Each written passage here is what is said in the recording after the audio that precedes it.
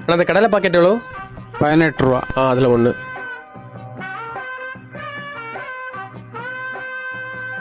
சில்லறை இல்லை. The next day.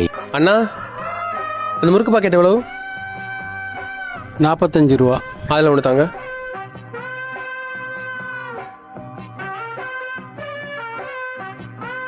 சில்லறை இல்லை. The next day. அண்ணா சர்பத் பாட்டில் இருக்குல்ல அது ஒன்று, அதுக்கப்புறம் அந்த சுத்து முறுக்கு இருக்குல்ல அது ஒன்று. 95 ரூபா.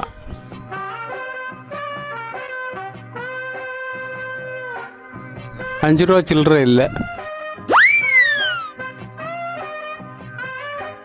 The next day.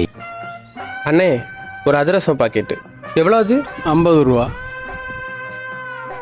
50 ரூபாயா?